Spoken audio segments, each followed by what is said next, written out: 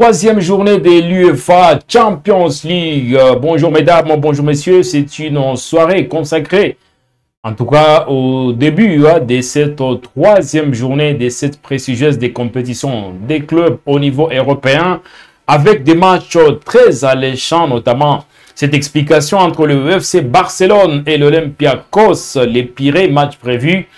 Tout à l'heure, dans quelques instants, on va essayer un peu de décortiquer cette explication tout au long, bien sûr, de cette antenne à consacrer à l'UEFA Champions League. Il serait également question de parler du match, en tout cas, qui va opposer l'équipe de Bayer Leverkusen au Paris Saint-Germain. C'est également un choc au sommet de ce mardi, sans pour autant oublier le face-à-face entre Arsenal et l'Atlético de Madrid. On va en discuter sur ce plateau de WAB Info Télévision avec un analyste sportif avec qui on va se plonger bien sûr dans des analyses approfondies autour de ces matchs, l'importance de ces matchs, mais aussi quelques confrontations pour les équipes qui sont au programme pour ce soir. On va en parler dans quelques instants et quant à vous, restez branchés, super glués sur WAB Info Télévision, cliquez sur s'abonner pour ne rien rater de telles informations sur votre chaîne de prédilection. Bienvenue.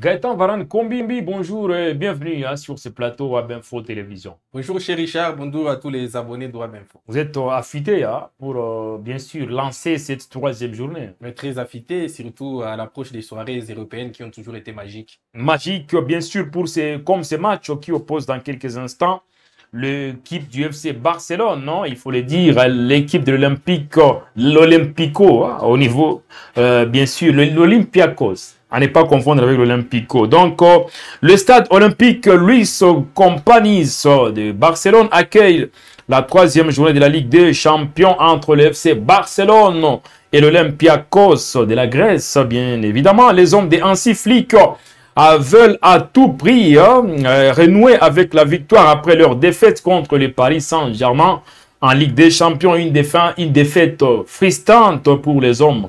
En tout cas, des Hansi Flick, le Blaugrana chercheront donc ou cherchent à retrouver des sensations positives sur la scène européenne malgré une belle victoire à Newcastle en Angleterre. 1-2, le Blaugrana ont été freinés par le Parisien, d'ailleurs, qui sont des surcroît champions d'Europe. Alors, face à l'Olympiakos, qui reste sur une défaite contre Arsenal, 2-0, et un match nul face à Pafos, 0 but partout, le Barça a une belle occasion de prendre les 3 points. Donc, le Barça doit se relancer, Gaëtan, après les faux pas contre les champions parisiens.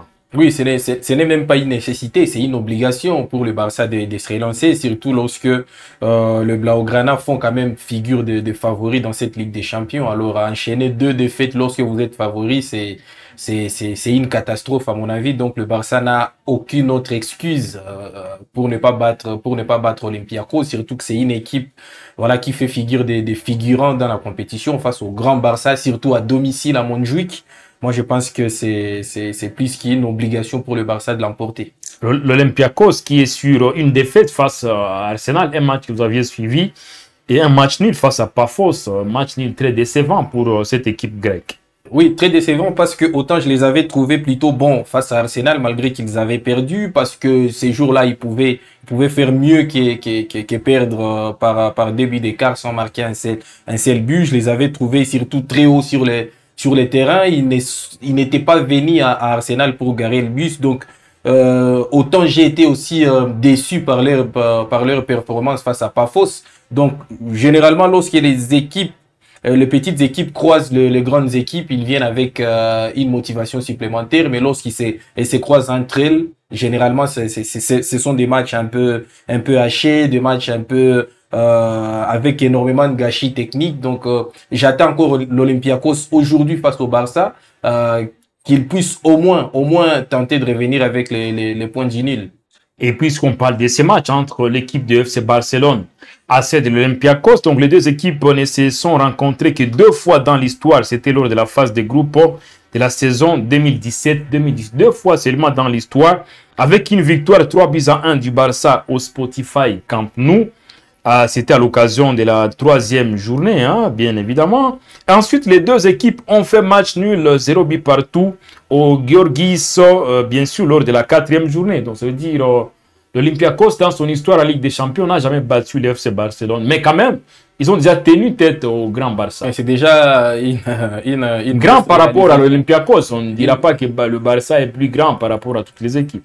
C'est déjà une grosse réalisation que de tenir un match nul face au Barça. Et on connaît la force des frappes du Barça dans l'époque. Donc oui, l'Olympiakos, c'est une équipe historique en Ligue des Champions parce que tous les ans, elle revient. Et je me rappelle même de la dernière fois qu'elle a pu jouer. Je crois que c'était juste en quart de finale, à l'époque où Arthur Masuaku jouait encore de ces côtés-là. Donc, c'est une équipe habituée à jouer la Ligue des Champions et qui ne sera pas du tout complexé par l'ambiance du Barça. Quoi qu'il en soit, c'est un contexte qui fait du match de ce mardi une nouvelle page de la courte mais curieuse histoire commune entre les Catalans et les Grecs. Donc, il existe en fait des chiffres qui incitent à l'optimisme si l'on prend en compte les matchs contre les équipes grecques. Le Barça, en tout cas, n'a perdu que 2 rencontres sur les 14 disputées, donc face aux Grecs. Hein. Là, on ne parle pas des calendres grecs. Par ailleurs, les Blaugrana ont remporté les 7 matchs à disputer à domicile contre une équipe grecque avec un bilan de 29 buts pour et seulement 4 buts encaissés. Donc, le Barça, c'est quand même un rouleau compresseur devant les Grecs. Ah ouais, justement parce que les Grecs, à l'époque, je me rappelle encore de l'époque de Ronaldinho, de Deco, de tous les grands joueurs de Samuel Eto'o. Généralement, le Barça croisait Panathinaikos, qui à l'époque était un grand club en Grèce, avant que voilà l'Olympiakos vienne un peu prendre le règne du championnat grec. Et le Barça déroulait généralement face à cette équipe de Panathinaikos. Donc, c'est ces contextes historiques-là qui montrent que le Barça, c'est un très grand club qui écrase tout à son passage, y compris les clubs grecs, y compris l'Olympiakos. Aujourd'hui, c'est une nouvelle page de l'histoire qui commence et à l'Olympiakos d'écrire son histoire. L'Olympiakos, puisqu'on en parle, retrouve la Ligue des Champions 5 saisons seulement plus tard, après, avec sur son banc un ancien visage bien connu de la Liga, donc il s'appelle José Luis Mendilibar, arrivé au Pirée, c'était en février 2024. L'entraîneur basque a révolutionné l'équipe grecque avec un projet qui porte ses fruits. Donc, depuis son arrivée, l'équipe grecque a remporté 3 titres, la Conference League 2023-2024, ainsi que le championnat et la Coupe de Grèce 2024-2025. Ces derniers titres nationaux lui a permis de retrouver la Ligue des Champions. Voilà, il faut faire attention. Hein. Oui, c'est un comeback de l'Olympiakos 5 ans après. Oui, surtout, avec un coach qui connaît le football espagnol. C'est ça. Donc, j'ai eu le temps et surtout un coach qui a su mettre sa patte dans cette équipe. J'ai mis du temps à regarder cette équipe face à Arsenal. C'était un déplacement périlleux. Arsenal à l'Emirates, une équipe qui déroule en ses débuts de saison. Et surtout, j'ai été impressionné par sa façon de jouer plus haut. Parce que je m'attendais à ce que l'équipe vienne garer les bus et attendre que Arsenal vienne, mais c'était surtout une équipe sans complexe qui déroulait son football et qui a surtout, comme venait de le dire José Luis Mendilibar, qui a passé absolument toutes ses classes en Espagne. Il a entraîné des clubs comme Séville, comme Alaves, comme l'Athletic Bilbao, et dont l'équipe ressemble à sa philosophie de jeu parce que il est de l'école espagnole, la possession, le pressing très haut. Comme on l'a dit. Donc, ces jours-là, j'avais été impressionné par cette équipe à l'Emirates et surtout, j'avais été aussi émerveillé par certaines individualités. Bon, bien sûr, pour certaines, je le connaissais déjà depuis avant. C'est le cas de Podence qui était très bon à Wolverhampton, le cas de Gelson Martins dont la progression a été un peu estompée pendant que lorsqu'il jouait au Sporting CP, Ça présageait un grand joueur d'avenir, mais qui a été un peu freiné. Et surtout l'attaquant Ayoub El Kaabi, les Marocains, qui est toujours là et qui aurait pu marquer d'ailleurs à l'Emirates, n'eût été les arrêts spectaculaires de David Raya. Donc, c'est une équipe à tenir, à prendre très au sérieux pour le Barça. Et donc, moi, je pense que si le Barça vient avec la légèreté qu'on constate les derniers temps, il y a 2, 3, 4 semaines, moi, je pense que cette équipe peut faire très, très mal au Barça. Et puisqu'on parle de Mendilibar, hein, on rappelle quand même qu'il retrouve donc le Blaugrana. Donc, il les a affrontés 27 fois. Donc, ce coach a déjà affronté l'FC Barcelone à 27 reprises, mais n'a remporté qu'une seule victoire. Donc, c'était un 3-2 avec Osasuna lors de la saison 2011-2012. Ce sera bien sûr la première fois que l'entraîneur basque les affronte en compétition européenne, tous les précédents ayant eu lieu, c'était en Liga et en Coupe du Roi. Il n'a battu le Barça qu'une seule fois. Ben, c'est normal parce que les exploits n'arrivent pas tous les jours. Et ces jours-là, c'était un exploit parce que Mendilibar a toujours entraîné des clubs de seconde zone. Si vous essayez un peu de voir la liste des clubs qu'il a si entraîné, à part peut-être Séville, et il a entraîné une équipe de Séville qui s'est mourée parce que Séville, d'il y a 2 ou 3 ans, c'est mouré pratiquement. Donc, c'est tout à fait normal, moi, je pense. Et donc, pour lui, à lui maintenant de saisir l'opportunité parce que le Barça, que nous voyons ces 2 ou 3 semaines, c'est un Barça un peu boitillant. On va en parler sur. Prenable aussi. Ouais. Et donc, moi, je pense qu'avec un peu plus de chance, un peu plus de courage, l'Olympiakos peut tenir à minima un point de Barcelone. Et surtout, la légèreté barcelonaise dont vous parlez est consécutive, notamment à des blessures, puisque comme lors des derniers matchs, le FC Barcelone devra à composer avec plusieurs blessés. Ils sont nombreux, ceux qui sont dans l'infirmerie. Il s'agit notamment de Johan Garcia, le gardien de but. Ter Stegen, ça fait quand même des mois qu'il est dans l'infirmerie. Gavi également, qui a été opéré il y a de cela quelques semaines. Olmo, qui est blessé. Robert Lewandowski, blessé également, sans pour autant oublier Rafinha. C'est trop. Ben, c'est trop, parce qu'il y en a sur toutes les lignes. Ouais. Quand même, le Barça, cette saison, c'est une équipe qui s'est décidé de reposer quand même sur un bon gardien, un très grand gardien, Juan Garcia, qui est venu qui a été acheté à un prix assez conséquent, donc qui s'est tout de suite blessé. Au milieu de terrain, il y a un joueur qui donnait de la solution à la fois du point de vue offensif et du point de vue de l'équilibre, comme Olmo qui est aussi blessé. Ferran Torres, moi je ne sais pas si vous l'avez cité sur votre liste. Apparemment, il est en train de... Il est en train de revenir, mais il est aussi très important. Par contre, celui qu'on a oublié, c'est Christensen qui est forfait, il souffre d'une gastro-entérite. Non, mais lui avec les blessures, il se blesse tous les 2 jours, même dans la piscine, il se blesse, Christensen. Pourtant, c'est un très bon joueur. Wow. C'est un très bon joueur, c'est quelqu'un qui est capable de redonner de l'équilibre défensif à ses Barça, qui en a perdu depuis le départ d'Inigo Martinez. Donc, c'est trop, à mon avis, pour l'équipe du Barça. Et je pense que ce sont ces blessures-là qui sont à la base de ces déséquilibres-là, de ces manques de constance. Je pense qu'après avoir parlé de l'Olympiakos avec sa seule blessure, son seul blessé, c'est le défenseur Rodinei. On va s'arrêter plutôt un instant sur cette équipe du FC Barcelone, qui, faut-il quand même le rappeler, a livré un match, c'était un match décisif, pas décisif, mais important en Liga, parce qu'on rappelle quand même que le dernier match, c'est celui qui opposait à domicile l'équipe du FC Barcelone à Girone, match gagné in extremis sur un score de 2-1.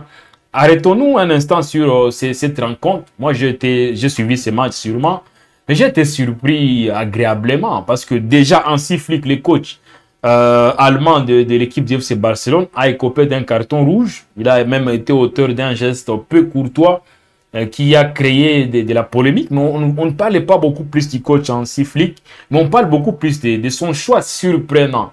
Il a aligné Ronald Araújo au niveau de la pointe de l'attaque du FC Barcelone. Et puis on le dit, il ne l'a pas fait par simple plaisir, mais c'est parce que son bastion offensif est amputé de beaucoup de joueurs clés. On a parlé de tous ces joueurs-là, on les a passés en revue. Mais il a été contraint à aligner un défenseur central au niveau de la pointe de l'attaque.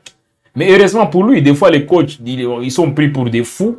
Il fait entrer les défenseurs Araújo vers la fin du match. Et c'est lui qui marque les buts victorieux face à Girone. Un match difficile pour cette équipe du FC Barcelone, mais c'est le défenseur central Araujo qui sauve le Barça. C'est ça, donc des fois les coachs sont les coaching. Malheureusement, c'est que les gens ne retiennent que la courte victoire, comment ça a été difficile pour le Barça, possible pour le Barça. Ils ne retiennent pas le coaching assez intelligent et productif ainsi Dieter Flick. Malheureusement, si ça s'est passé différemment, il allait en prendre de toutes les couleurs. Après, qu'est-ce qu'il pouvait faire d'autre? Comme on dit souvent, faute de griffes, on mange les merdes. Le Barça, aujourd'hui, n'a presque pas de numéro 9. Et donc, comme il n'y en avait pas, Lewandowski blessé, Ferran Torres était blessé. Il y a je pense à un jeune, là. Il y a un autre jeune qui n'a pas encore suffisamment d'expérience pour exister dans ces genres de matchs. Après, il y a aussi Yamal qui est encore à 50% physiquement. Et puis, en face, il y avait une très bonne défense. Je pense avec Blind. Oui, Blind, l'expérimenté. Il a mis à mal, notamment Lamine Yamal et aussi toute la ligne offensive de l'équipe de Barça.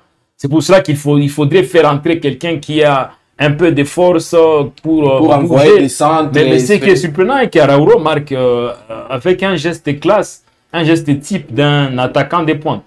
C'est ça, donc peut-être que c'est quelqu'un qui a passé quelques temps de sa formation en tant qu'avançant. Moi, je ne sais pas, je n'ai pas... mais sûrement, apparemment, les coachs, des fois, les temps mais en tout cas, ce geste-là, c'est un geste d'attaquant.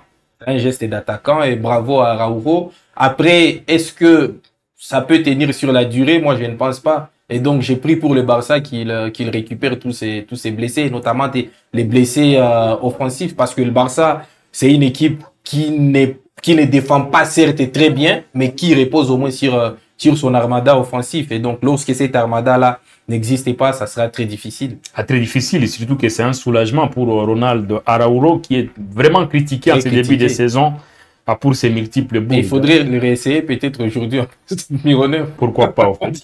Ça peut être une option. Bon, mais il y en a des joueurs qui se sont reconvertis comme ça. Et puis on rappelle quand même Mazembe, c'est le meilleur exemple avec un gardien de but, Chaïbou, nigérian, qui est venu comme gardien de but et qui est devenu attaquant des pointes. Voilà, donc, les exemples sont légion et on espère quand même que c'était un vrai coup de maître pour, en tout cas, l'entraîneur allemand, Hans-Dieter Flick, qui est en train quand même de porter cette équipe du FC Barcelone, qui quand même, on les rappelle, occupe la 2e position au niveau du championnat espagnol de football, derrière le Real Madrid. Le Barça a perdu son leadership au niveau de ces championnats. Bah, c'est trop tôt de les dire. Ce n'est que bon, jusque-là, sur le plan en termes de pondération ou en termes du classement, provisoirement. Ce qui est un peu surprenant, c'est que le Real et le Barça, tous sont en train de se chercher. Le Real est encore en train de chercher de l'équilibre. On sent que Xabi Alonso n'a pas encore trouvé son 11 type. Il est en train d'essayer de bricoler, mais ce qui est étonnant, c'est que lorsque une équipe est en méforme, l'autre suit absolument les rythmes et après, personne ne prend les rênes. Et c'est là que j'ai remis un peu en cause la compétitivité en Espagne, parce que le visage qui montre ces deux équipes-là, au moins, et il devrait y avoir un troisième larron qui puisse se propulser en tête du classement et leur mettre la pression. Malheureusement, on sent que Villarreal essaye, mais l'Atlético, c'est très décevant. Ouais, ils sont quatrième, on va en parler. C'est comme s'ils sont décidés à faire la queue. Ouais, c'est comme s'ils ne sont décidés qu'à faire la queue du Barça et du Real, et moi, ça me plaît pas du tout. Et puisqu'on parle du Barça et du Real, on rappelle quand même qu'ils vont s'affronter le dimanche prochain déjà dans un premier classico qui s'annonce très palpitant, quelle que soit la forme des deux équipes. Le classico est toujours aussi succulent pour les supporters. Et puis, faut-il quand même le dire, le Real a une revanche à prendre après toute l'humiliation que cette équipe a subie la saison dernière, notamment. Le Barça a marché complètement sur le Real, aussi bien en Catalogne qu'à Madrid. C'est ça, donc c'est l'urgence. C'est une occasion, c'est une urgence. On sait que le Classico, c'est pour le Real, notamment l'importance que les clubs madrilènes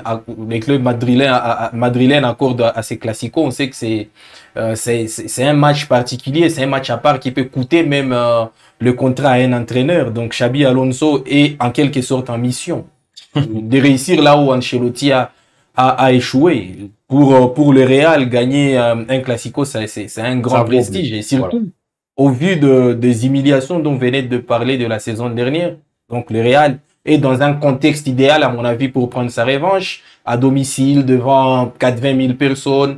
Au moins du point de vue forme, on sent que le Real est beaucoup mieux outillé que le Barça, puisque les individualités s'expriment. Mbappé est bien, Vinicius a fait une entrée intéressante. Après, il y a aussi d'autres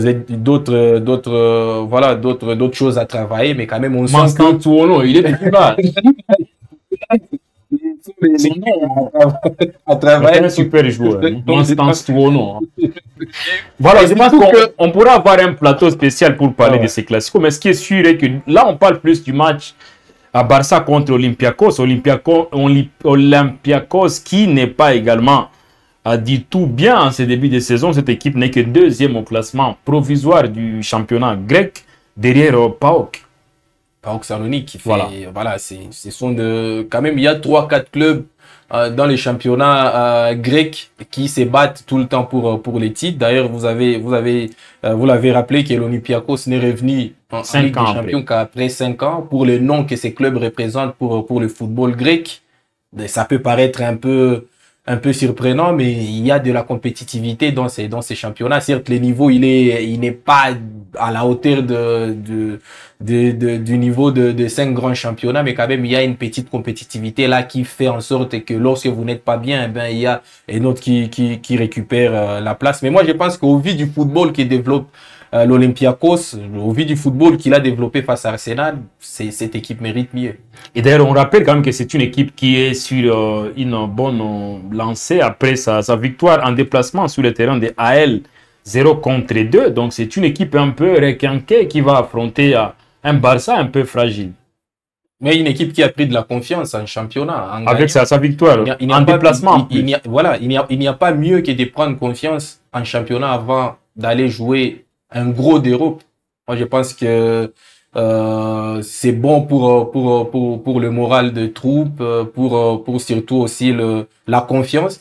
Et je pense que en faisant le lien entre le manque de confiance du Barça actuellement et la confiance que l'Olympiakos a pris, moi je pense que c'est le contexte idéal pour eux, pour les Grecs d'aller tenter quelque chose à Montjuïc, bien que je pense que ça sera très compliqué au vu des individualités qu'il y a au Barça, au vu surtout de la revanche qui fait prendre le Barça, et surtout que c'est un match très important pour le Barça pour deux raisons. Important parce que le Barça, étant prétendant au titre de la Ligue des Champions, ne doit jamais enchaîner 2 matchs sans victoire après la fessée prise face au Paris Saint-Germain, mais également le Barça a besoin de se mettre en confiance avant le Classico, et ça passe par un très bon résultat ce soir face à l'Olympiakos. Donc au Barça maintenant de faire les nécessaires et de s'impatroniser dans cette compétition dans laquelle il fait figure de favori. Olympiakos qui a un match à jouer le dimanche prochain contre AEK Athènes. C'est un match à domicile. Donc voilà, on parle maintenant de ces matchs-là. On rappelle quand même que les deux équipes ne sont pas dans des très beaux draps dans ces championnats. Je pense que sur autant d'équipes, l'équipe du FC Barcelone n'est pas aussi bien classée. Le Barça, une équipe qui est la 16e position au classement global. Un classement qui est dominé par le Bayern de Munich dans ce nouveau format de la Ligue des Champions. Alors que l'Olympiakos est 29e sur 36 équipes, pendant que le Barça n'est que 16e. Voilà, donc en termes de classement provisoire, ce n'est pas la meilleure entame des compétitions, aussi bien pour le Barça que pour l'Olympiakos. Et puis pour l'Olympiakos, c'est normal. Normal, oui, pour l'Olympiakos, c'est normal. Mais en fait, c'est anormal pour l'Olympiakos parce qu'ils ont eu un match prénable face à Paphos. Voilà. Si vous appelez Olympiakos et vous ne savez pas battre Paphos à domicile, qui vous allez battre maintenant en Ligue des Champions dans ce nouveau format où il n'y a que des grosses cylindrées qui sont alignées. Après, pour ce qui est un peu surprenant, c'est que les deux équipes ont le même nombre de défaites. Au moins ça, Olympiakos peut s'étarguer d'avoir le même nombre de défaites que le Barça, chacun. Mais Olympiakos a, à mon avis, le match sur lesquels l'équipe grecque allait prendre 2 points, ils ne l'ont pas fait face à Paphos. Après, moi, je pense que le Barça, j'espère que ce n'était qu'un accident de parcours. la fessée face au Paris Saint-Germain, une équipe du Paris Saint-Germain diminuée, qui a su venir réciter le football au Barça. Donc j'espère que ce n'était qu'un accident de parcours et non un cycle négatif et que donc ce soir le Barça peut se relancer dans la compétition. Mais l'inquiétude pour le Barça, c'est beaucoup plus au niveau de l'alignement défensif. On a comme l'impression que c'est une équipe qui est complètement perdue défensivement. On a même suivi le match contre Girone. Il y avait Nitete, la Baraka d'un côté, les vieux portiers Chesney qui a sauvé les meubles à un certain moment. Mais on sent que la paire Koubarsi, Eric, ça ne tient presque pas. Et puis même, on sent que Jules Koundé a beaucoup plus tendance à se projeter vers l'avant, laissant plutôt un boulevard de son côté. Jusque-là, on sent également que Baldé est en train de revenir après un long moment de blessures. Les petits Gérard Martin, je pense, il est en train également de faire de son mieux. Mais le vrai chantier pour le Barça, c'est plus la défense. Et on savait que même depuis la saison dernière, que c'était délicat dans les schémas de Hansi Flick, l'animation défensive de Hansi Flick, où vous défendez très haut, quasiment à 45 mètres devant le but, pour que vous soyez, disons, sécurisé. Il faut que vous ayez une défense qui s'entend à merveille. Il faut que vous ayez une paire qui s'entend à merveille. Et c'était le cas un peu entre Koubarsi et Martinez. Martinez qui était tout le temps dans l'anticipation. Si ce n'était pas Koubarsi, c'était Martinez.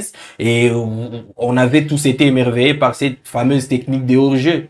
Pour que cela se produise, il faut que vous ayez des automatismes clairs, limpides et propres. Aujourd'hui, on se rend compte qu'avec, d'une part, les départs, je ne sais pas si c'était un départ brusque ou préparé de Martinez. Ça a créé une sorte de des fissures, des cassures, et que donc pour retravailler ça en si peu de temps, c'est très compliqué.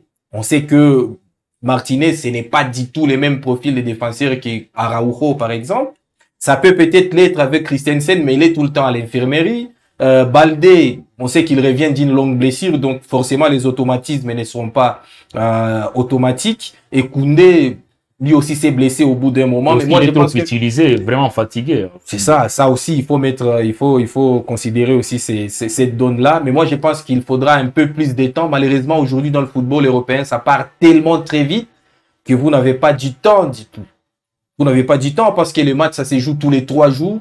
Et donc, lorsque vous êtes mauvais dans un compartiment, c'est très difficile de vous rattraper dans les temps parce que les autres sont en train de prendre de la distance et ça devient compliqué tout de suite. Mais moi, je pense que j'aimais ces déséquilibres, disons, ces déséquilibres défensifs plutôt à l'actif du départ de Martinez, qui était vraiment la pièce principale, à mon avis, de l'animation défensive de Hansi Flick. Peut-être la bonne nouvelle, c'est le retour de Lamine Yamal, aussi un peu perturbé sur le plan de santé en ce début de saison. Les jeunes est en train quand même de signer son retour progressivement.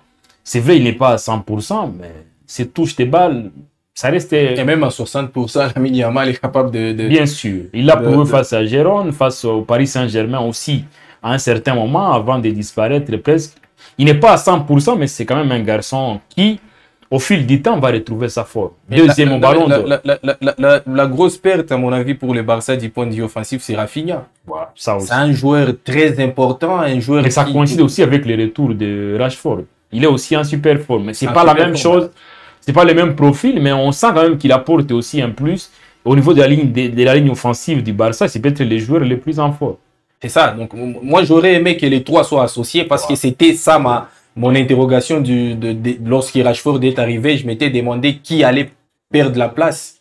Et moi, j'aurais voulu que, en ce moment où Lewandowski est blessé, Ferran Torres est blessé, j'aurais voulu voir les trois alignés, un en numéro 9, Rashford et Rafinha au côté gauche. Donc, malheureusement, ça ne sera pas le cas et je ne sais pas s'ils seront tous réunis au Classico. Je l'espère bien, mais c'est très compliqué pour un joueur qui a marqué 30 buts, je crois, la saison dernière, autant en Ligue des Champions, qui a été les joueurs les plus importants, les plus décisifs en Ligue des Champions, de ne pas être disponible pour son club. Donc, moi, je pense que pour le Barça, ça sera très difficile, mais avec les individualités qu'il y a, avec un Yamal même à 70%, avec Ferran Torres qui va revenir, Avec Pedri et tout le monde, Pedri, justement. l'infatigable Pedri, bien que je commence à redouter une certaine surcharge parce qu'il joue quasiment tous les 3 jours et il joue à temps plein. Il est utilisé à temps plein. Il a été remplacé heureusement face à Gérone. À la 60e minute de jeu, il a été mis au frigo. Il est essoufflé. Il joue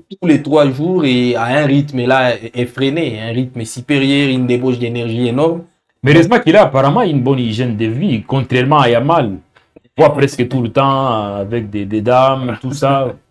On sent quand même que Pedri semble être sérieux sur ce point-là. Pedri, il est de l'école de joueurs comme Modric, c'est-à-dire qu'il s'exprime plus sur les terrains que sur les réseaux. Vous ne le verrez jamais, c'est de l'école de Modric, Iniesta, de Rodri. Ils sont tout le temps, ils s'expriment mieux sur les terrains qu'ailleurs, donc ils ont beaucoup de temps pour travailler leur hygiène de vie, voilà, que pour se consacrer à autre chose. Malheureusement, c'est ce qu'on souhaiterait pour Lamine Yamal, mais on se rend compte que c'est pas du tout les mêmes types. Malheureusement. C'est pas du tout les mêmes types, et donc on l'espère qu'il y aura Voilà pourquoi j'étais en train de dire qu'avec ces calendriers étouffants, ça serait très compliqué pour une équipe qui n'a pas au moins 30 joueurs compétitifs qui sont d'un niveau similaire de tenir dans ces nouveaux formats, malheureusement. Le match est dans quelques instants. Vous voyez le Barça l'emporter ou vous attendez à une surprise désagréable? Je vois le Barça l'emporter. Après, je vois aussi une équipe de l'Olympiakos un peu combative, mais le Barça va finir par l'emporter. Merci beaucoup Gaëtan. On va passer sûrement à un autre match. C'est quand même un match qui oppose le Bayer Leverkusen au Paris Saint-Germain. Un déplacement pas facile pour cette équipe du Paris Saint-Germain, à coup sûr. Une équipe un peu en doute, vous le savez très bien, le FC Barcelone, le Paris Saint-Germain revient d'un match nul, en tout cas à domicile face à l'équipe de Strasbourg, 3 buts partout, au terme d'un match d'ailleurs dont le dénouement a été un peu dur pour cette équipe de Strasbourg qui a presque dominé cette rencontre-là. Même les coachs, Luis Enrique a reconnu à la fin de ce match que son équipe a gagné certes, mais Strasbourg méritait mieux. C'est pas le Paris Saint-Germain de la saison passée.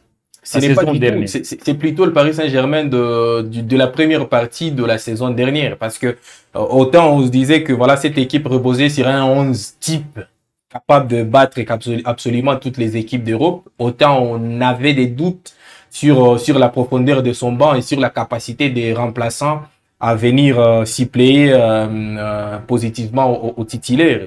Bien sûr, le match contre le Barça nous a un peu leurré, mais on est retombé dans le même travers, c'est-à-dire que vous avez une équipe type et derrière vous n'avez pas de joueurs capables de faire la relève. Et ces jours-là, vous avez vu que contre Strasbourg, Luis Enrique a quasiment fait du turnover et ça n'a pas marché.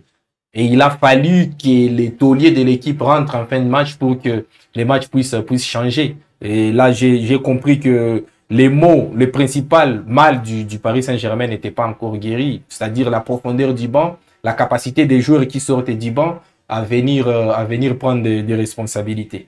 Bon, c'est aussi une question d'automatisme parce que je pense que Luis Enrique a utilisé tous ces joueurs, les joueurs qui sont blessés ont été sérieusement utilisés. La conséquence, c'est que leurs remplaçants ont eu trop peu de temps pour s'illustrer. Mais si Ousmane Dembélé et Marquinhos ne devraient pas débuter la rencontre, Luis Enrique devrait aligner des cadres comme Désiré Doué. Il est devenu cadre depuis un moment. Il y a également Kvaratskhelia et Vitinha qui sont pressentis pour débuter ces matchs. Voilà donc bien rempli. L'infirmerie parisienne se vide peu à peu. Titulaire vendredi 17 octobre lors du match nul spectaculaire 3 buts partout contre Strasbourg. Désiré Doué devrait être aligné par Luis Enrique d'après les médias français, ça c'est sûr. Au coup d'envoi du match, la 3e journée, tout ça. Alors les tacticiens espagnols est depuis plusieurs semaines contraint de faire tourner son effectif. Et ça c'est connu en raison des nombreuses blessures, mais les retours sont progressifs. Remplaçant contre Strasbourg, Hakimi, Mendes, Vitinha et Kvaratskhelia devraient retrouver une place dans les 11 des départs, bien sûr, parisiens face aux Allemands. Cela ne devrait pas être le cas des Marquinhos, les capitaines et Ousmane Dembélé, les ballons d'or qui pourraient toutefois entrer en jeu et signer leur retour. Blessés, Fabian Ruiz et João Neves n'ont pas été convoqués. Ils sont malheureux. Côté Leverkusen, il y a Jasper Højlund qui devra se passer de Malik Tillman, victime d'une blessure pendant la trêve internationale. Malik Tillman, un très bon joueur. De retour après 9 mois de blessure. Martin Terrier s'est illustré d'un but enfant des matchs lors de la victoire 3 contre 4 contre Mayence samedi 18 octobre, suffisant pour prétendre à une place. Les titulaires se demandent à quelques médias allemands. L'attention, en tout cas, il faut quand même les dire. Voilà. Ça, c'est quand même on voulait planter les décors pour cette explication. Il y a des retours progressifs côté Paris Saint-Germain. Et puis, il y a aussi l'équipe des Bayer Leverkusen qui n'est pas du tout épargnée des blessures pour sa part. Festival de blessures, il y en a autant dans les deux équipes, bien sûr. Peut-être il y en a moins à Leverkusen, mais ce sont des joueurs très importants. Vous avez parlé des Tillman qui représente un peu l'après Wirtz au Bayern Leverkusen. Après, c'est un match particulier, un match où Luis Enrique retentera une fois de plus de son fameux milieu sans deux de ces trois fantastiques, parce qu'il y aura peut-être que Vitinha, Ruiz et Neves sont incertains et on savait que ils ne sont pas là. Fabien Ruiz et Neves, ils ne sont même pas retenus. C'est ça, donc on savait que la force du Paris Saint-Germain, c'était ces fameux trois fantastiques là du milieu. Lorsqu'ils sont alignés, ils sont absolument imbattables. Le Paris Saint-Germain, après, c'est un nouveau test, un test européen face à Leverkusen, qui n'est pas du tout bien aussi en ses débuts de saison, qui a connu une transition assez brutale avec les départs des... On rappelle qu'ils sont 5e au niveau de la Bundesliga, 5e derrière notamment le Bayern de Munich, Leipzig et d'autres clubs. Mais on s'attendait à cette... Ils sont 5e. On s'attendait à cette... à mon avis, c'est très frustrant, c'est très affligeant de voir ces équipes qui sont en éternelle instabilité, en instabilité chronique, qui vendent des joueurs, qui bradent des joueurs à la fin de chaque saison. Moi, c'est frustrant parce que Leverkusen a vendu quasiment sur toutes les lignes. C'était du bradage total pour beaucoup d'argent. Malheureusement, ils n'ont pas su remplacer les départs par des joueurs de qualité similaire. Ils ont perdu à partir de leur entraîneur. Alonso qui est parti, Jonathan Tah en défense qui est parti au Bayern Munich, Frimpong qui est parti à Liverpool, Wirtz qui est parti aussi à Liverpool. Donc c'est une équipe, Xhaka aussi qui est parti, qui était pourtant les cadres du milieu de terrain, qui est parti à Sunderland. Donc c'est une équipe qui est en recomposition totale et qui est en quelque sorte en train de se reconstituer. Mais jusque-là, je ne la trouve pas suffisamment prête pour aller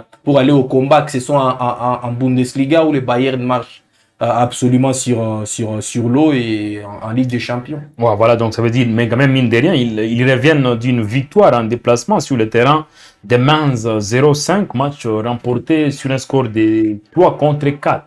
Ils ont marqué 4 buts, ils en ont pris 3. Ça veut dire, offensivement, ils sont bien, mais défensivement, il y a beaucoup d'interrogations. Si l'on sait qu'en face, pour aujourd'hui, c'est quand même le Paris Saint-Germain, un rouleau compresseur.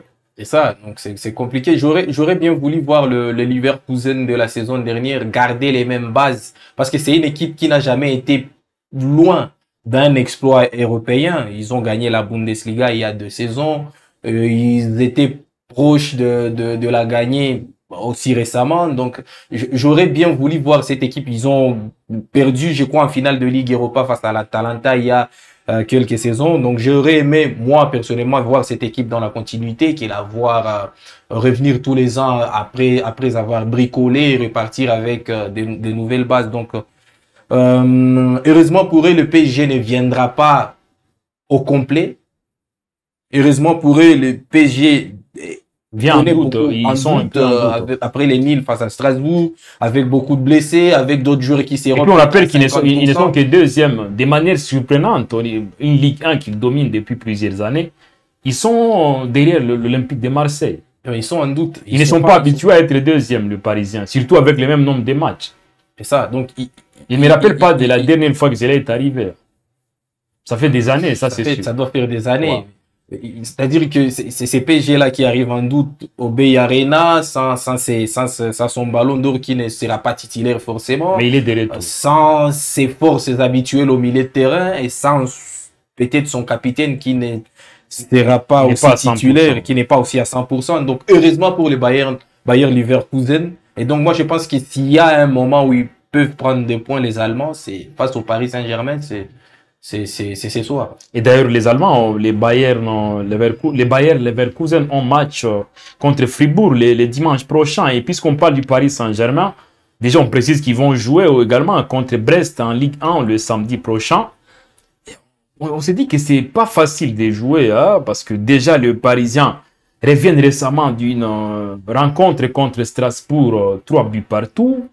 Juste après, samedi déjà, ils jouent contre Brest en Ligue 1. Et puis, ils ont match contre le Bayer Leverkusen.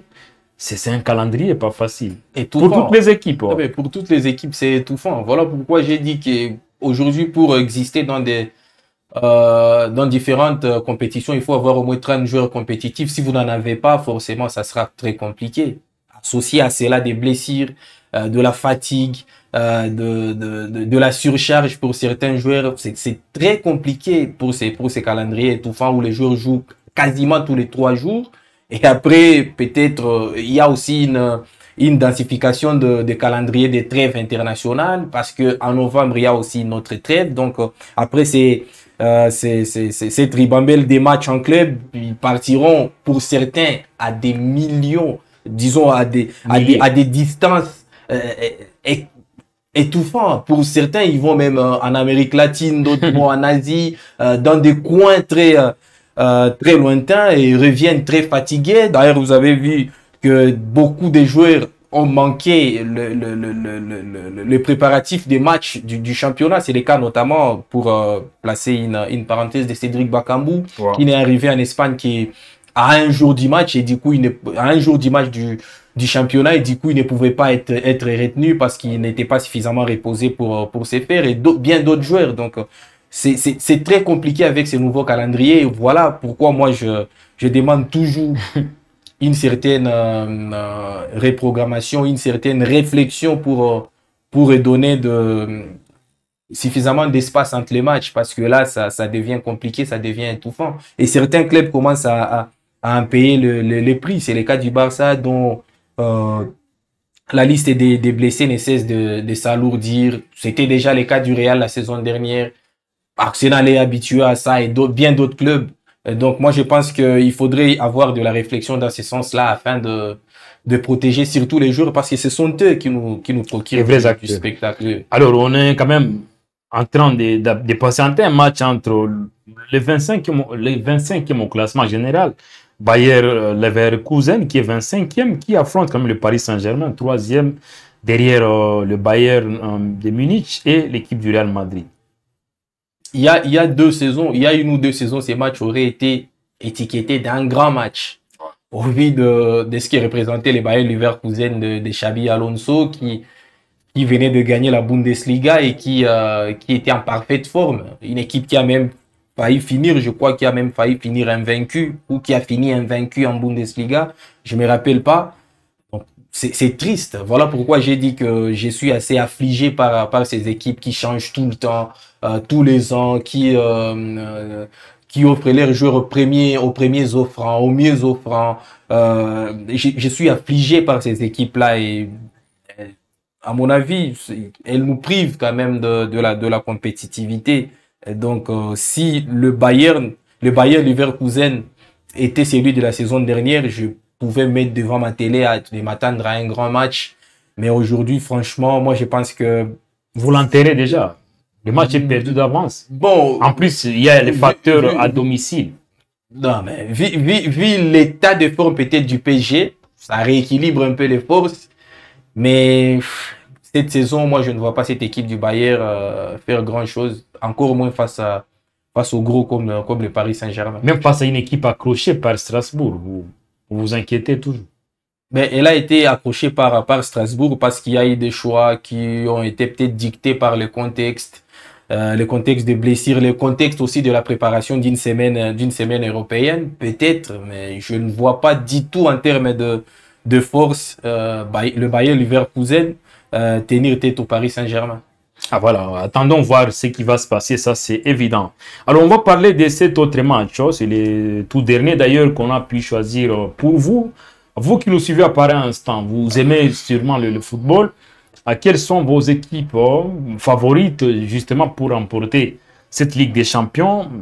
En tout cas, écrivez-nous en commentaire. On va lire vos commentaires sans problème aucun. En tout cas, c'est un choc qui est attendu dans quelques instants. On va justement se rendre à Londres, au nord de Londres, pour parler de ce match, un match à polémique d'ailleurs. On va vous dire le pourquoi. Gaëtan, avec vous sur ce plateau, on parle du match entre l'équipe d'Arsenal qui accueille dans son stade Emirates la formation de l'Atlético Madrid.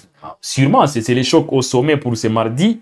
Mais Gaëtan, faut-il le dire, la tension monte déjà à la veille, depuis la veille, du très attendu choc de la phase de groupe de la Ligue des Champions entre Arsenal et l'équipe de l'Atlético Madrid, prévu bien sûr ce mardi, tel qu'on l'a dit, après que le club espagnol a déposé une plainte officielle pour ce qu'il qualifie de traitement inacceptable à l'Emirates Stadium. Qu'est-ce qui s'est passé? Selon les médias espagnols, bien sûr Marca, cité par plusieurs médias africains, notamment, donc les joueurs de l'Atlético Madrid étaient furieux lundi soir en découvrant qu'il n'y avait pas d'eau chaude dans les vestiaires visiteurs après leur dernière séance d'entraînement à Londres.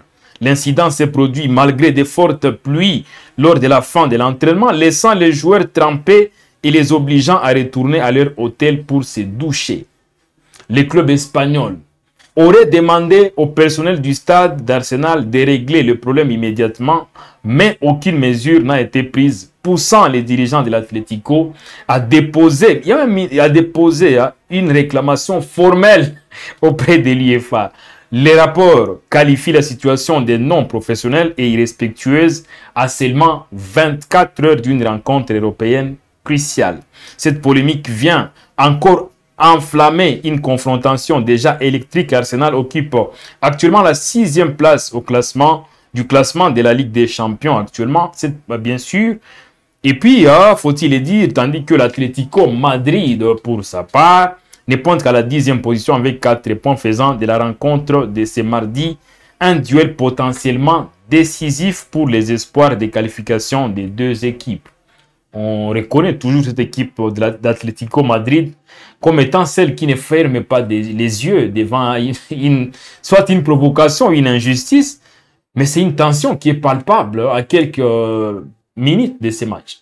Et Arsenal qui a surtout promis de se venger coûte que coûte. Sur le terrain ou Bon, si je m'en tiens à cette tension-là liée à l'absence de l'eau chaude, oui, effectivement. Déjà qu'en Afrique, cela ne ferait pas un problème. C'est ça qu'en Europe, côté Atlético, ça se plaint toujours. C'est à juste titre d'ailleurs, parce qu'actuellement en Europe, à l'approche de l'hiver, ça fait très froid. Moi, j'ai même vu les images des entraînements d'hier. C'était vraiment très froid et donc parfois même gelé. Donc je trouve cette réclamation de l'Atlético justifiée. Et puis Arsenal l'a fait exprès. Et l'action d'Arsenal, je la trouve certes moins professionnelle comme on est en train de le dire, mais ça rentre un peu dans cette stratégie-là de provoquer le jour de déstabilisation de l'adversaire. Il peut s'agir, comme je l'ai dit, de privations, de certaines nécessités, mais également de la déstabilisation à laquelle on est souvent habitué en Europe, notamment comment dirais-je, le bruit juste aux côtés de chambres d'hôtel des joueurs adverses. Donc ça arrive dans le football européen en général. Donc d'une part, je comprends la réclamation de l'Atlético et d'ailleurs Arsenal s'est excusé, ce sont des excuses juste protocolaires, mais on sait que ça a été vraiment travaillé pour essayer un peu de déstabiliser. Et puis pendant ce temps, je pense que la technique va la réalisation va nous proposer ces quelques images où on voit quand même l'Atlético Madrid également placer ses maillots dans les couloirs du stade Emirates Stadium, bien sûr, d'Arsenal. Il y a quand même des images. Il y a des maillots de l'Atlético Madrid en bleu, bien sûr, qui sont placés sur notamment des coins stratégiques de ces stades. On sent quand même que c'est pas de l'animosité, mais c'est deux équipes. Ouais, non, le match a déjà été lancé. Hein. Les deux équipes ne s'aiment pas du tout parce que la dernière confrontation que j'ai encore en mémoire, ça s'était soldé, je crois que sur un but partout Ah, c'était bouillant, c'était terrible, que ce soit sur le terrain ou en Il y a même dehors. une image, l'image qu'on est en train de voir où il y a même la pendule au niveau du stade. Aussi, il y a juste les maillots de l'Atlético à côté. On peut voir cette image. Donc, ça veut dire quand même que ça veut dire qu'ils ont hâte d'affronter cette équipe d'Arsenal. Et c'est un match, on l'a dit quand même, c'est le match phare de ce mardi. Hein. C'est ça, donc j'ai encore en mémoire la dernière confrontation entre les deux équipes. C'était vraiment bouillant, que ce soit sur les terrains, que ce soit en dehors. Les joueurs c'est charclé absolument, pendant que les supporters c'est chambré. Donc j'ai hâte d'être à l'Emirates pour voir un nouvel épisode de cette rivalité entre deux équipes qui ne s'aiment pas du tout. Moi, je ne sais pas d'où est venue cette Animosité pratiquement. cette haine entre deux équipes qui n'ont pas l'habitude pourtant de se croiser. Mais j'ai Pour ceux qui le suivent, c'est pas bien que l'Atlético a placé ses maillots comme ça dans les couloirs du stade d'Arsenal. Ce n'est pas pour rien, ça dénote quelque chose. Ah ouais, c'est ça. Donc peut-être que cette haine, ces conflits entre les deux équipes a été encore plus pimenté par la récente élimination d'Arsenal par l'Atlético en compétition européenne. Donc hâte d'être là et surtout de voir un bon match de football. J'aimerais voir plus de passes que des coups. Et puis la tension est tout à fait normale parce qu'à l'approche d'un match comme ça, la provocation, il y en a. Mais quand même, revenons sur le terrain. On a beaucoup plus parlé de l'administration, des bureaux, d'eau chaude également, la météo. Bon. Parlons maintenant de ces matchs. Deux adversaires sûrement dont les rendements au niveau de leur championnat domestique n'est pas forcément le même parce que Arsenal occupe en tout cas provisoirement la première place au classement avec un matelas un peu confortable au niveau de la Prima League en Angleterre. Arsenal est leader provisoirement. Hein. En face, c'est une équipe d'Atlético qui n'est que quatrième au classement de la Liga en Espagne, bien sûr, derrière le Real Madrid, le Barça et Villarreal.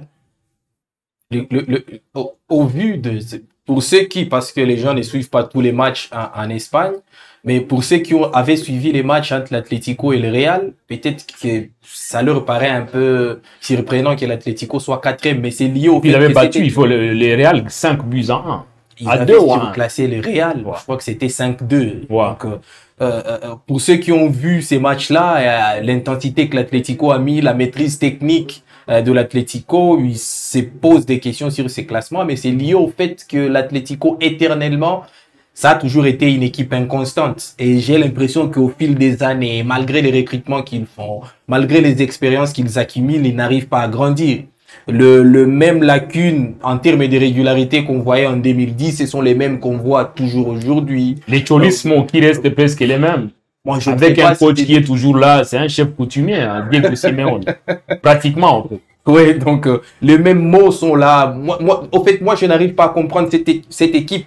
Il y a quelques mois, on se demandait comment elle ne parvenait pas à bousculer le Real et le Barça, pendant que son effectif, vous essayez un peu de voir l'effectif de l'Atlético, l'effectif dont l'Atlético s'est taillé sur les 2 dernières saisons, ce n'est pas si éloigné de cet effectif du Real et du Barça. D'ailleurs, à mon avis, du point de vue complètement, disons, si l'on s'en tient à la valeur marchande des deux effectifs, entre celui du Barça et de l'Atlético, celui de l'Atlético est largement au-dessus de celui du Barça. Ils ont cassé la tirelire. Ouais. Ils ont cassé la tirelire, mais c'est une équipe naturellement inconstante et je ne sais pas si c'est Simeone qui transmet de l'énergie négative à ces joueurs ou c'est une nature de cette équipe parce qu'ils ont fait une semaine de rêve après avoir battu le Real 5-2. Ils sont partis gagner en Ligue des Champions 5-3 face à l'Eintracht Francfort. Donc ils ont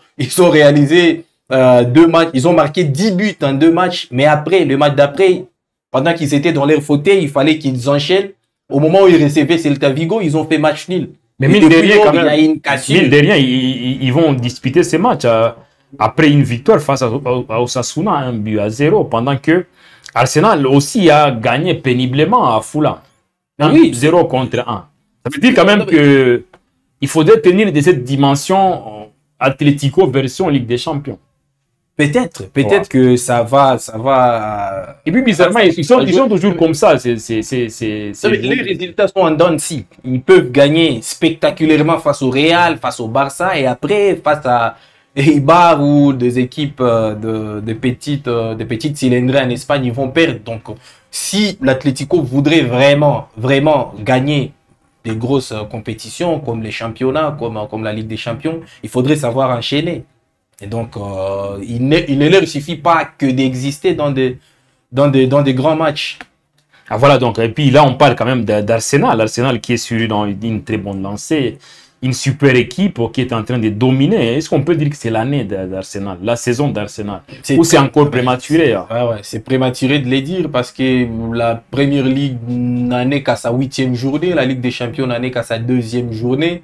Moi, je pense que beaucoup d'aléas peuvent se passer, des matchs où, quand même, il y a 2 ou 3 semaines, il y a 2 semaines, Liverpool était en tête. On se disait que Liverpool était mieux parti pour enchaîner. Avec un bon recrutement, aussi. Avec un bon recrutement, des joueurs évalués à des centaines de millions d'euros. Donc, tout peut arriver dans une saison à 38 matchs.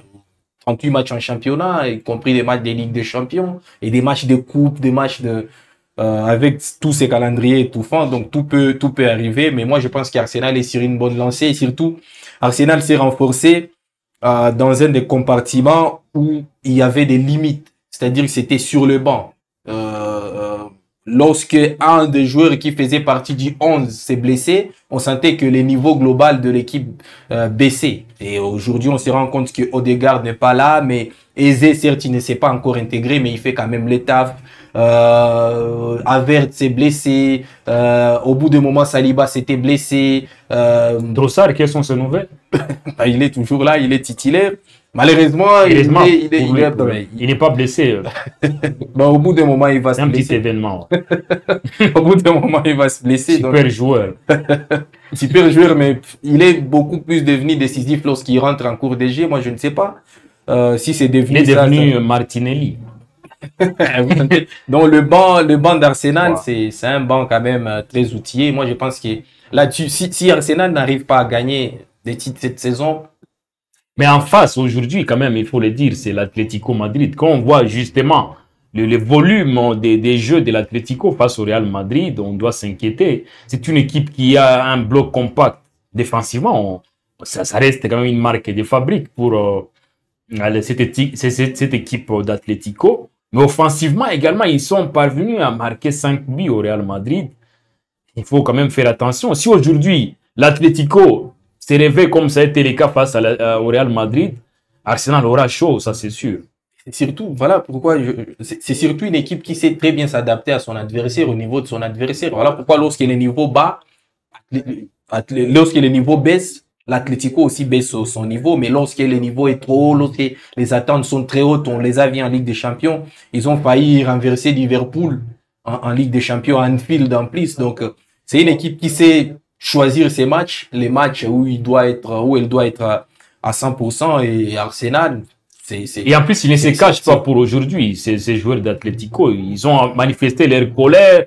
Déjà, il y a une tension qui a déjà été lancée. Ils ont même saisi l'UEFA. Donc, ça veut dire, aujourd'hui, il n'y a pas cette confrérie, il n'y a pas cette histoire. Ils sont clairs. Ils veulent à tout prix battre l'Arsenal pour se venger après les scénarios de l'Emirates Stadium. Et puis, c'est ça, le petit piment pour ces matchs. C'est ça. Donc, c'est très important, tous les décors qu'il y a autour de ces matchs. Après, on se rappelle aussi de la dernière image du passage de l'Atlético en Angleterre. C'est l'expulsion de Diego Simeone qui s'en était pris à un site protest de Liverpool. Il y a encore quelques semaines après les matchs, après les buts. Il reste les mêmes. Pris à la dernière minute. Donc, c'est un match. Et surtout, une autre donne qui m'intéresse dans ces matchs, c'est les duels entre deux équipes qui sont redoutables sur coup de pied arrêté. Arsenal, sur ses 19 buts marqués cette saison, c'est 9 sur coup de pied arrêté, soit presque 45% des buts marqués. Notamment face à Fulham. Face à Fulham, mais aussi sur coup de pied arrêté. Donc, et l'Atlético qui s'en sort aussi très bien au coup de pied arrêté, qui en avait d'ailleurs marqué 2 sur les 5 face au Real. Et donc, c'est là-dessus que moi, je vais pointer mon curseur pour savoir qui est plus décisif que l'autre sur le coup de pied arrêté. Qui va bien tirer. Et qui va bien défendre. Voilà, donc c'est tellement important. Mais mine de rien, c'est un match. Vous voyez Arsenal d'un cran au-dessus. C'est du 50-50 ou... Bon, tout Vous naturellement. avez peur de la colère de l'Atlético. Tout naturellement, Arsenal, au vu de la dynamique actuelle, est au-dessus de l'Atlético Madrid. Mais après, on sait que cette équipe, c'est une équipe habituée aux soirées européennes. On sait aussi que c'est une équipe qui a su montrer, de par son passé récent, que dans des grands matchs, elle pouvait tenir la dragée. Donc, moi, je trouve que s'il faudrait mettre Arsenal au-dessus, c'est du 55-45. Mais ça va se jouer à très peu. Très, très peu. Ah, voilà, à très très peu. Alors, on a la fin de cette émission. Ça valait la peine. C'était une antenne consacrée, bien sûr, à l'UEFA Champions League. Merci beaucoup à vous, Gaëtan, de nous avoir accompagnés tout au long de cette soirée Ligue des Champions. C'est vrai, place au match, mais ce qui est sûr est que je pense que les téléspectateurs ont été servis pour ces plateaux d'avant-match. Merci beaucoup, cher Richard. Merci beaucoup à vous tous, à vous toutes et à vous tous qui nous avez suivis du début jusqu'à la fin. Si vous nous suivez pour la première fois, c'est simple. Cliquez sur s'abonner pour vous abonner massivement à Web Info Télévision. C'est ici où il y a des nouvelles, des sports et d'autres domaines, bien sûr. Et nous vous promettons quand même vous réaliser, comme on le fait d'habitude, des tels plateaux, notamment lors du Classico qui va opposer l'équipe du Real Madrid au FC Barcelone le dimanche prochain. On va en tout cas avoir ce genre de plateau pour vous mettre au parfum des informations très importantes. Quant à nous, on vous dit ciao.